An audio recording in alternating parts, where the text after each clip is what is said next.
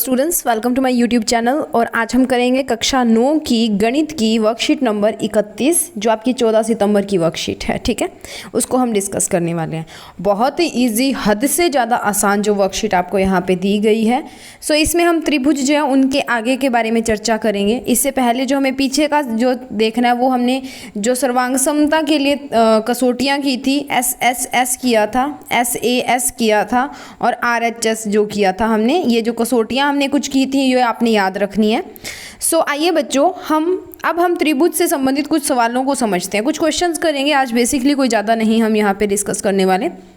पहला क्वेश्चन है, पहला प्रश्न जो है आपका, एक त्रिभुज ABC की दो भुजाएं AB और BC तथा मध्य का AD क्रमश एक दूसरे त्रिभुज PQR की भुजाओं PQQR और मध्य का PN के बराबर है। इसका कहने का मतलब क्या है कि जो ये वाली हरी वाली आपको दिख रही है वो इसके हरे वाले के बराबर है। ठीक है, इसका कहने का मतलब ये है कि ये इधर जो हरी है वो इस वाली के बराबर है, ये येलो इस वाली के बराबर है, ये पिंक वाली यानी कि गुलाबी वाली इसके बराबर है, और ये जो आपको ब्लू दिख रही है ये इसके बराबर है। ठीक है, नीली वाली। तो अब यहाँ पे हमने बताना है कि जो ABD त्रिभुज है वो PQN के सर्वांग सम है, और ABC जो त्रिभुज है वो PQR के भी सर्वांग सम है।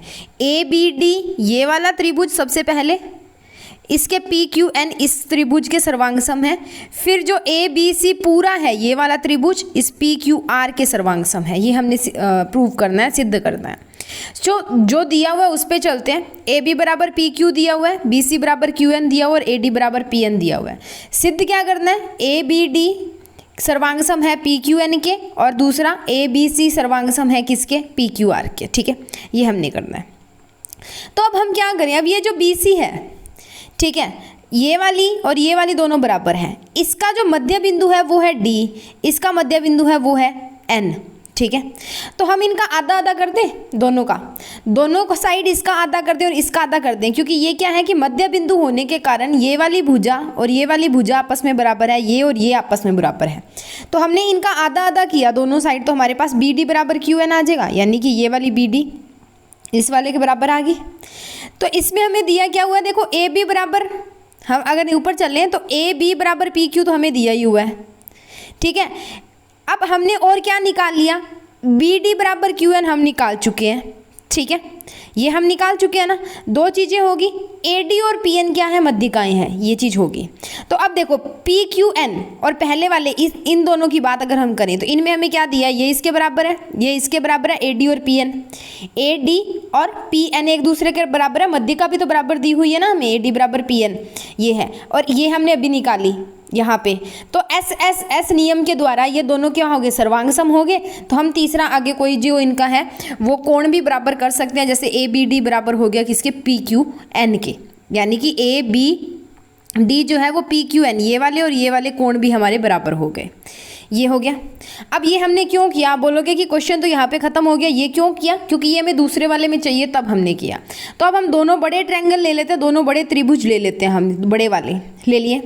इसमें AB बराबर PQ दिया हुआ है, BC बराबर QR दिया हुआ है। ठीक है, और ये वाला जो बराबर है कोण जो एक है वो हमने यहाँ पे निकाल दिया समीकरण 2 के अनुसार CPCT लगा के।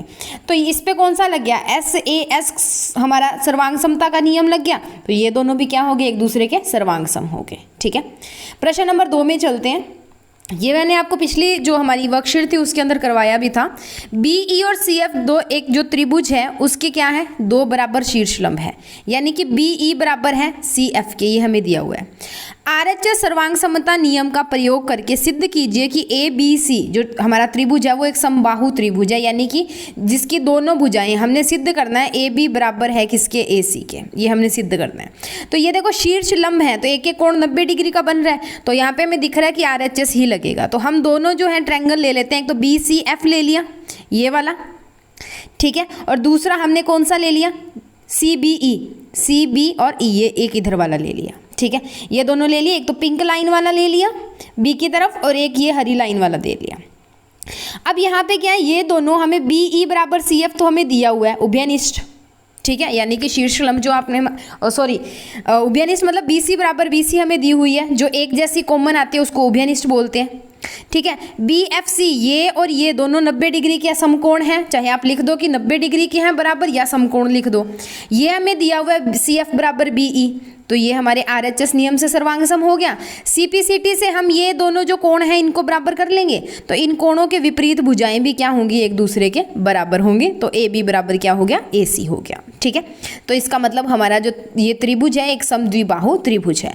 बिल्कुल छोटे छोटे क्वेश्चन है, 2 मिनट के क्वेश्चन है, अभी कर लेना चाहे रात को, 2 ही मिनट लगने वाले हैं। चलते जल्दी से क्वेश्चन पे। सो क्वेश्चन नंबर 1 है हमारे पास, एडी एक समद्विभाजक त्रिभुज एबीसी की शीर्ष लंब है। शीर्ष लंब मतलब जो 90 डिग्री का कोण बनाती है, एक लंब हमने उसके ऊपर खींचना है। तो बीसी भुजा के ऊपर एक लंब खींचा गया, शीर्ष लंब, यानी कि शीर्ष से आ रहा हुआ एक लंब। ठीक है, जिसमें ए बी बराबर ए सी दिया हुआ है, ये भुजा इस भुजा के बराबर दी है। दर्शाइए ए डी रेखाखंड बी सी को समद्विभाजित करता है। हमने बी डी बराबर डी सी जो है वो शो करनी है, ठीक है, या सी डी शो करनी है। तो हम क्या कर देते हैं कि हमें दिया हुआ है कि ट्रैंगल, इसमें ट्रैंगल का साइन लगा लेना। ए बी डी और ए सी डी में हमें ए बी डी और ए डी सी 90 डिग्री के दिए हैं। ए बी बराबर ए सी प्रश्न में दिया गया है। ए डी और ए डी उभयनिष्ठ है, मतलब कॉमन है, एक ही जो भुजा है दोनों में आ रही है। तो इसका मतलब आरएचएस सर्वांग समता से ये दोनों क्या हो गए, एक दूसरे के सर्वांग सम हो गए। सर्वांग सम हो गए तो सीपीसीटी द्वारा हम लिख सकते हैं ए बी डी बराबर सी डी। तो इसका मतलब ए डी रेखाखंड इसको समद्विभाजित करता है। समद्विभाजित करने का मतलब 2 बराबर पार्ट्स में डिवाइड करना, 2 बराबर भागों के अंदर इसको विभाजित करना। बराबर भाग कब होंगे, जब बी डी बराबर होगी किसके, सी डी के। ठीक है, next moving on to the second question. छोटू सा क्वेश्चन है ये भी। ट्रायंगल ए बी सी और डी बी सी एक ही आधार मतलब एक ही बेस के ऊपर, बी सी के ऊपर बने हुए 2 समद्विभाजक त्रिभुज है। समद्विभाजक मतलब एक तो ए बी बराबर ए सी हमें दिया हुआ है इसमें, ठीक है, और एक हमारा बी डी बराबर सी डी हमें दिया हुआ है। ये 2 चीज़ें दी हुई हैं। ठीक है, यदि ए डी को बढ़ा देते हैं, ए डी को आगे प्रोड्यूस करने पे, बढ़ाने पे ये बी सी को पी पॉइंट के ऊपर प्रतिच्छेद करती है। तो हमने बताना है कि ए बी डी, ये छोटू वाला ट्रायंगल, इधर वाला ये और ये इधर वाला त्रिभुज, ये दोनों क्या एक दूसरे के सर्वांग सम हैं। तो ये हमने दोनों लिए।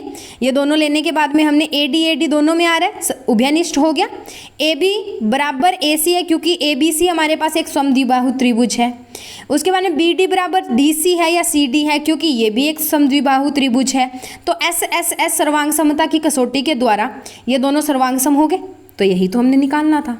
ठीक है, ए डी सी कर लेना बेटा, यहाँ पे इसको थोड़ा सा ना सही करके लिखो। ये मैं ऊपर लिख देती हूँ, त्रिभुज ए बी डी सर्वांग सम है त्रिभुज ए डी सी के, ये लिखोगे आप। ठीक है, थोड़े से इधर उधर हो गए वर्ड और ट्रायंगल नहीं लगा, तो आप ये लिख लेना। ओके, सो इसी के साथ हमारी वर्कशीट यहाँ पे खत्म होती है। इसका स्क्रीनशॉट ले लो, अदरवाइज आप लिखना भूल जाओगे। ठीक है, सो ये हो गया सेकंड क्वेश्चन। फर्स्ट मैं आपको दोबारा दिखा देती हूँ, ये रहा फर्स्ट क्वेश्चन। ठीक है, सो इसी के साथ वर्कशीट यहाँ पे खत्म होती है। जल्दी से करके फिर सो जाओ इसको।